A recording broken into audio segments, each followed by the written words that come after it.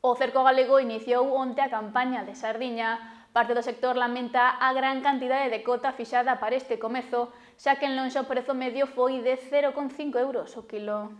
O sector cerqueiro de Galicia pedía a apertura da campaña de sardiña para o mes de marzo.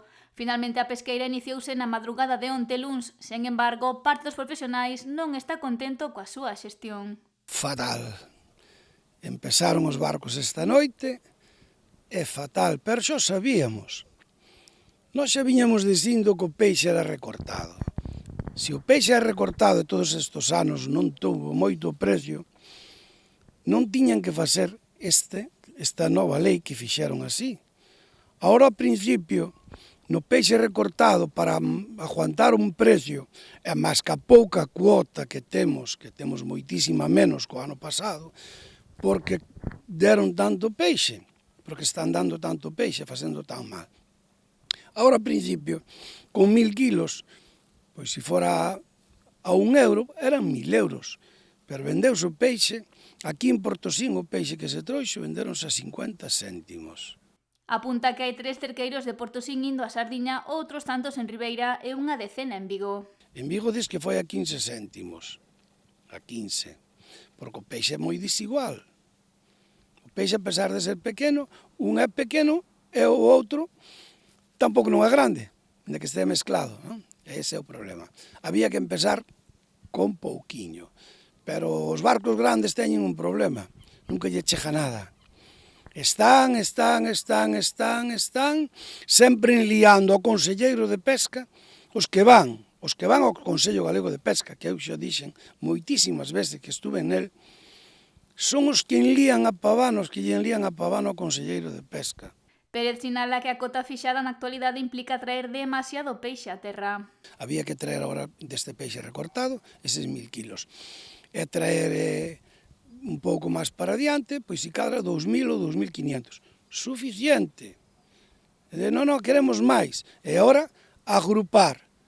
Puxeron esa palabra, agrupar, cando é nos últimos meses da costera, que se van a traer 3200 kilos, puxeron que se podían reagrupar. Esa palabra teñenlle que sacar.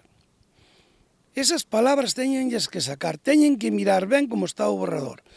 Porque senón é entendible que os últimos días da semana se pode traer todo o peixe, casi todo o peixe. O armador afirma que iso está mal feito, xa que o tamaño da sardiña non é o ideal nin agardado para as fábricas, polo que sostén que se debería reducir a cota semanal.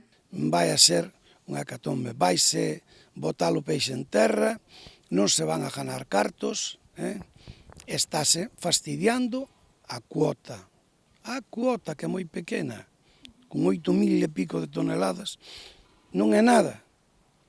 Se pescamos, e se veñen os barcos para aquí, por desgracia, que tuveran que vir os barcos rápido, non que non se seguira pescando anchoa e verdel, ou que se acaba o verdel rápido, que teña que vir a anchoa.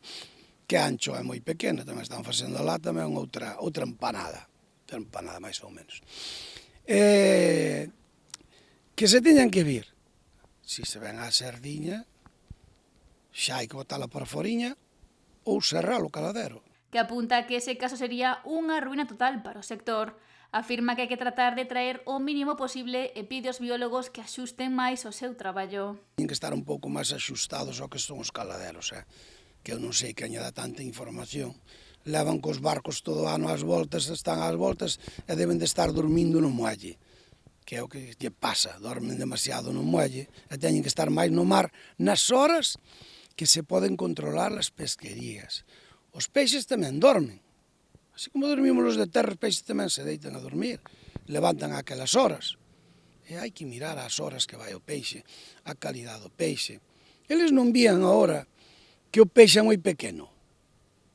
Se o peixe é recortado, é mezclado, non o viron, porque había que levar 2 ou 3 barcos do cerco a traballar, pejar lances, pejaron os lances, e ao pejar, mirábalo o peixe. Pérez agarda que se rectifique e se reduza o cupo semanal para que a cota total que ten asignada España dure e os pescadores poidan xerar algo de beneficio.